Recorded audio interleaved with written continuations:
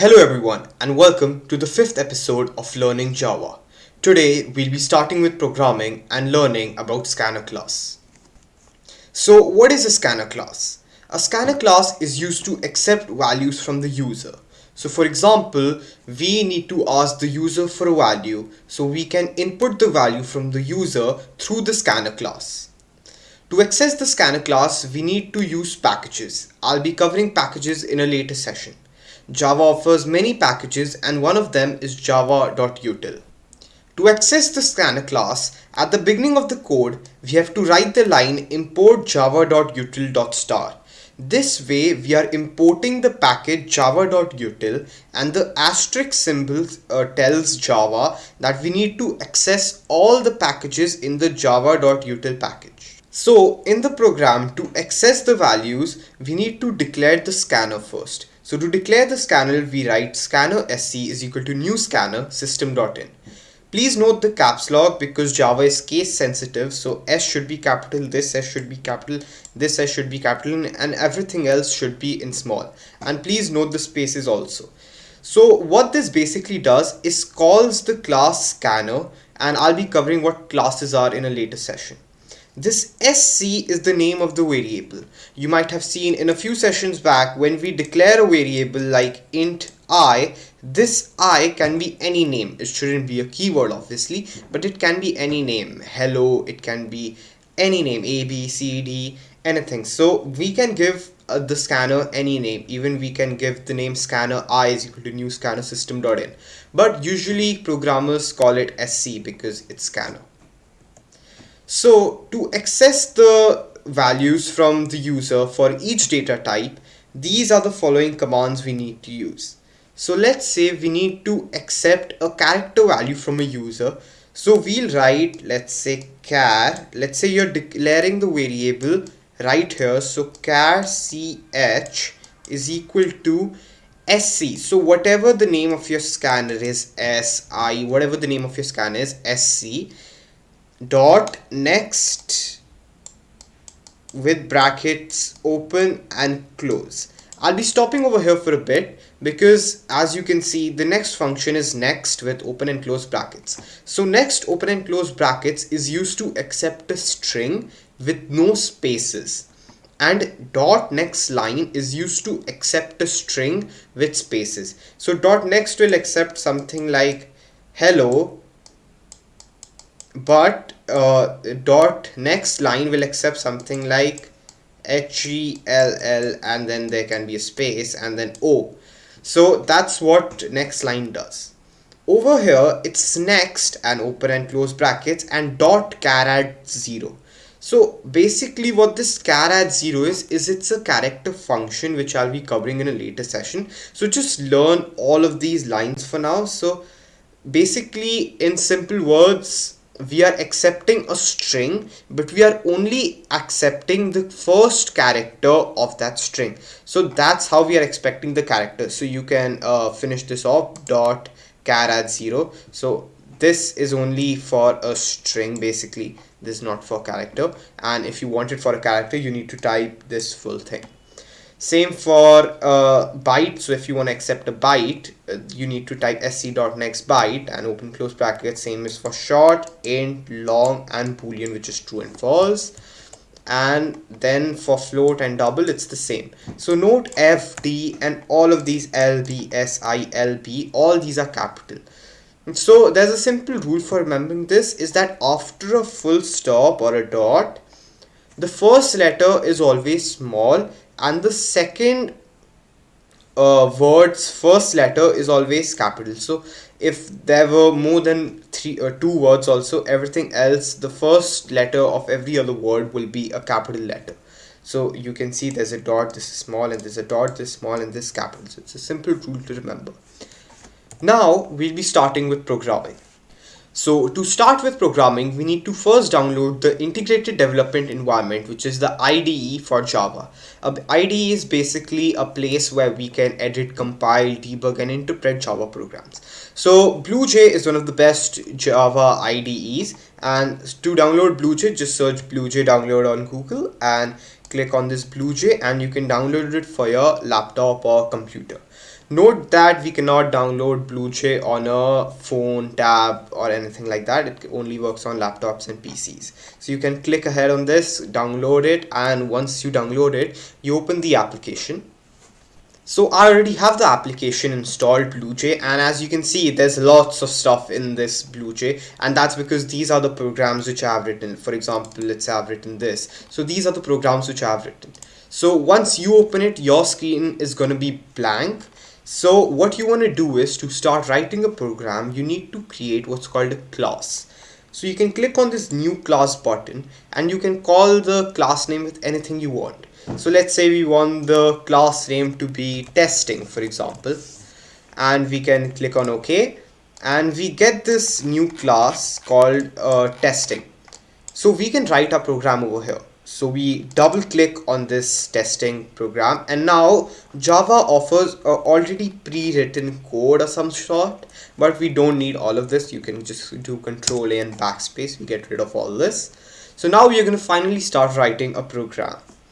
So first we need to declare a class. A class is something in which we write the program. So we need to type class and then the name of the class. So in this case, the name of our class is testing. So we write testing, and that's where our class has started. And then we put an open curly. So we write testing, and that's where our class has started. And then we put an open curly brackets. And after you start a class, you need to write a program somewhere. So to write a program, you need a method. And we can write as many methods as we want, but those methods can be executed from only one method, which is called the main method. So I'll be covering methods in a later session, but for now we'll only do the main method. So to access the main method, you write public static void main and open and close brackets. And note that this should all be in small, although the name depends, everything, it can be small, capital, any number. It shouldn't start with a number, it follows what a keyword rule follows. So all this, you don't need to get confused with this public, static, void and main. Main, I'll just explain in brief for now. So public basically means that this main method can be accessed from anywhere inside the class, so it's public to everyone. Static, basically static is a bit too difficult to understand now, but I'll be covering this in a later session. It basically has to do something with object oriented programming. Void means that this is not going to return anything, and main is its name, and its name has to be main. So once we start the program, we can do whatever we want. So let's say we need to accept a value from the user, and then we print that value. So to accept a value from the user, as I said in the PPT, we need to type something called import java.util.star, and this has to be done before the class. So let's say in this program, if you want to accept a value from the user, it is important to write this code, otherwise it won't work. So you write import java.util.star. So that's how you access the package, and note there's a semicolon over here and not in these two. So now we can accept values from the user, and also now you have to declare your scanner variable using which you will accept the values from the user.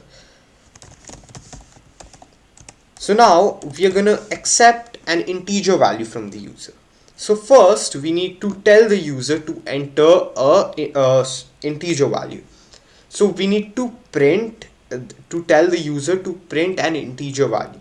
So how do we print something? How do we show the user something? So for that we need to type system.out.println. You can also type only print and print normal print and println. There's a difference which I'll tell you in just a bit. So you can tell the user to enter the number, and note there's a semicolon, and whatever you want to write in here, you have to write in semicolon. If you want it to be printed, let's say you want to print a variable, then you don't need semicolon. So whatever is in a semicolon, it becomes a string and it just prints as is. So we type system.out.print and then enter the number, and now the user is going to enter number. So let's say we accept that number which the user enters through a variable x. So we declare that variable first, int x. So it's declared, and now we can initialize the variable by accepting a value. You can do that in the same line or in the next line, it doesn't matter. So int x is equal to sc dot next int. That's how you accept a value from the user, and then you put a semicolon, and now whatever the value the user enters, it's gonna be stored in x. Now let's say you might ask, what if the user enters some letter, it's not a number? Then Java is going to throw an error called a runtime error. I'll be covering errors in a later session. So now we are going to print the value which the user has entered, and that's the goal of this program. So we can write system.out.print ln. I'll add ln over here also. I'll explain in a bit what ln and without ln means. And we can write you entered, and let's say, as I said before in the previous example, whatever we need to display, we need to write in double quotes, and whatever we need to add like a variable, we need to write the variable as is and not in a semicolon, double semi-quotes. So to add this to x value to the enter, we put x. So we put a plus sign. So plus is basically used to concat a string to a number, variable, literal, or anything. So what the output is going to be, I'll put a space here, it's going to be you entered and x, which is whatever the number the user entered. And now our program is done, and we are going to close this bracket, which is for the public main, and now you're going to close the bracket for the class testing. So that's it, and now we can click on compile. There are no errors, it shows class compile, no syntax errors. We can close this, and now we can right click on this and click on void main. So now we need to enter a number. Let's say we enter 55, and it's gonna print you entered 55. So that's nice. Now we can go ahead and get rid of all of this. We can even get rid of all of this. Now I'll explain the use of print and println. Let's say I do system.out.print.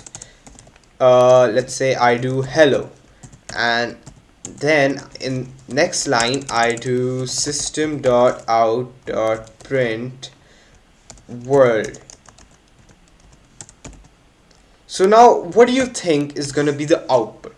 Are hello and world going to be printed in the same line, or are they going to be printed in two different lines?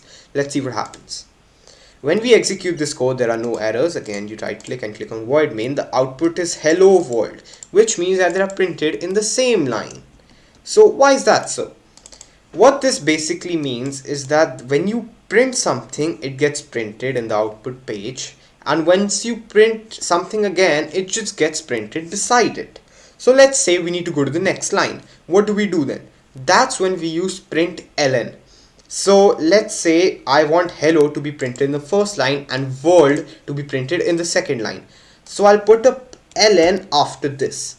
Now if I execute the code, the output will be hello and world will be in the next line. There's a space because while printing I put a space over here. And also I forgot to tell you that once you get your code, you can press Ctrl A K, or you can go options and clear to clear this, so that once you print your output next time you don't get confused. So you press Ctrl K, that's it. So now how does println work? So whenever we put a println, whatever we print after that goes in the next line. So we put println, so Java transfers the control from this hello to the next line. So now world is going to be printed, and now I can put system.out.print, and let's say hello world, I put 1 2 3 4, let's say, and now the output is going to be print. It's going to print hello, and then it's going to leave a line because this line, it's going to go to the next line and it's going to print world. And then since there's no ln in this, it's going to print 1 2 3 4 in the same line. So the output is going to be hello, then go to the next line, world, and 1 2 3 4. Let's see what happens. You go to void main, and that's the output, hello world 1 2 3 4. Now let's say we would have put ln over here. This would mean once it prints hello, there's going to be a leave a line because there's an ln here. Then it's going to print world, then it's going to go to the next line because there's an ln here, and then it's going to print 1 2 3 4. So then the output becomes hello world 1234. And also note that after, if we put a ln after this print, it doesn't really matter because it'll transfer the control to the next line and there is no next line, so it won't throw an error or anything. It's just going to be the same output. So that's it for today, everyone. Thanks for watching, and if you have any queries, doubts or suggestion, you can mail me. My email will be in the description below, and thanks again for watching.